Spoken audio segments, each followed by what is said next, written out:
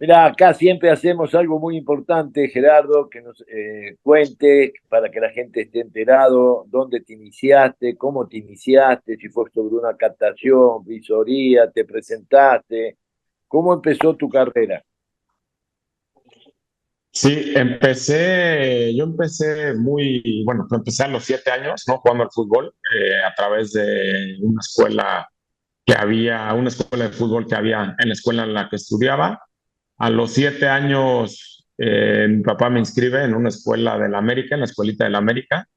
Estoy en el América desde los 7 a los 14 años, bueno, hasta los 15 años. A los 13 años empiezo a formar parte de las fuerzas básicas. A los 15 años me dan las gracias en el América y me voy a las fuerzas básicas de Pumas, donde de los, bueno, 15 y medio hasta los 18, que es cuando debuto, y a los 20 me voy a Europa, emigro a Europa y ahí tengo mi carrera 5 años en Europa, regreso a México al fútbol mexicano con Cruz Azul, juego 5 años en Cruz Azul y luego me retiro en el Indy Eleven. ¿No? Esa es un poco muy resumida mi carrera. A ver, en estos momentos vos estarás enterado, Gerardo, y al margen sos alguien importante para hablar sobre el tema que estamos haciendo mucho nosotros, en esto de que ¿tú crees que es verdad o tú crees que qué tanto, a ver qué dices tú que fuiste jugador, ya escuché dónde empezaste, ahí en Puma, y fuiste a Europa, que es muy importante.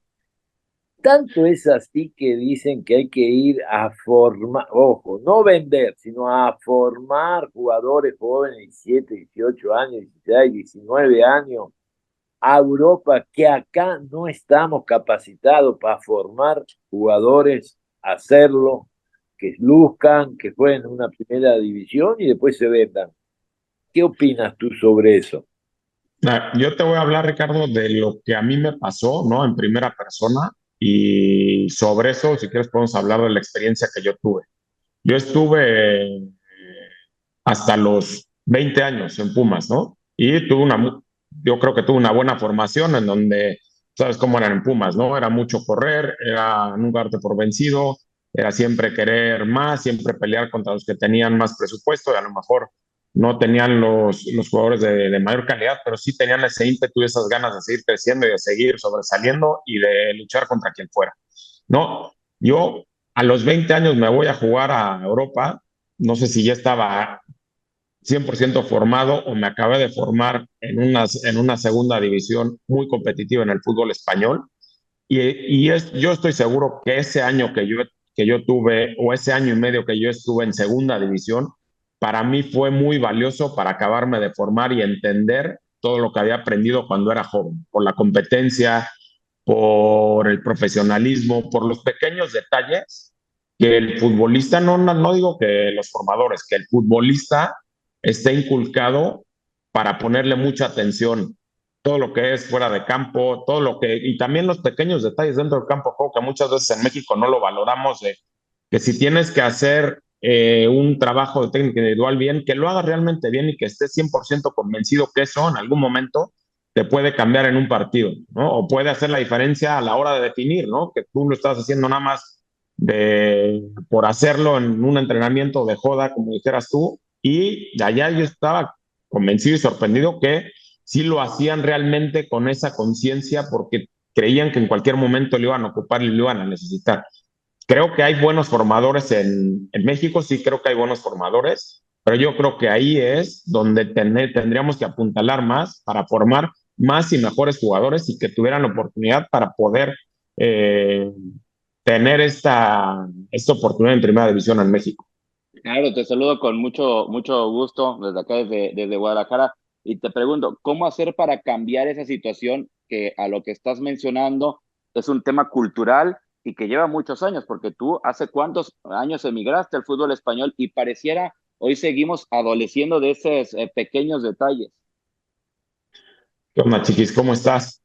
A Todo ver, bien, yo gracias. creo que es un poco o sea, lo que mencionaba al final, ¿no? De mi comentario anterior tiene que ser un poco, o un mucho de los formadores, que sean exigentes, que le pongan énfasis a esos pequeños detalles, cosas importantes que tienen que entender fundamentos por posiciones, colectivos, por línea, que se los puedas explicar de una manera más clara para que los jugadores los puedan entender desde muy jóvenes, puedan hacer consciente y que luego lo puedan desarrollar de una manera natural.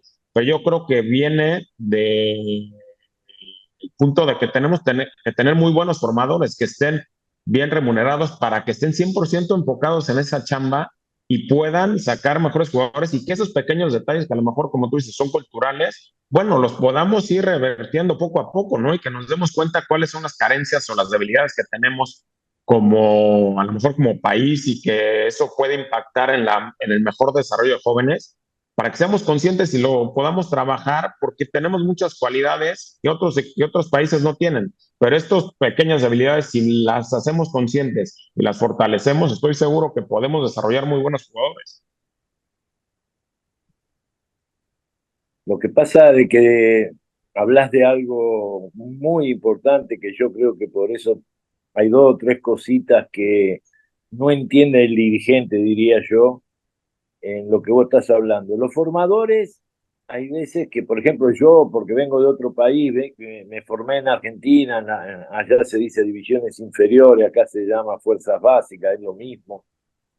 Allá los formadores, en la casi mayoría de los equipos, diría, de los que yo, cuando estuve en Boca, Vélez, en Banfield, mismo equipo chico, ¿sabes qué pasa? Que no está el director deportivo. De pantalón corto hablo, ¿eh? Nada del dirigente, no, no, no. ¿Quién es el director deportivo de allá? El que se reúne el día lunes o el día martes con los entrenadores, por ejemplo, acá en México se diría con la 15, la 17 o la 18, la 20, y poner los trabajos con un lineamiento, con un objetivo, con unas metas, lo que estás diciendo vos.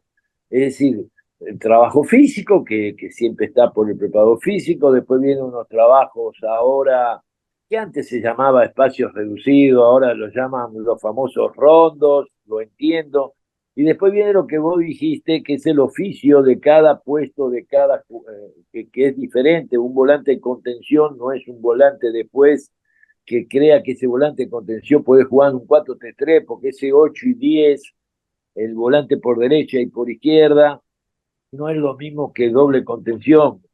Eh, es enseñarle a los volantes por afuera los movimientos, cómo debe de recibir, que trabajen de espalda a la línea, a la banda. Diferente, por ejemplo, el lateral que trabaja de frente a la línea porque tiene que estar hacia adentro, porque el aliado es la... Todo eso, la verdad, Torrado, en los equipos que estuve, en los dos últimos equipos, puedo hablar antes de irme a Egipto, estuve en América, me fui y después estuve en Toluca. Hablo de equipos grandes, equipos de formadores, pero yo veía abajo que no hay un lineamiento. El de la 15 hace lo que quiere, el de la 18, 17 hace lo que quiere y juega lo que quiere.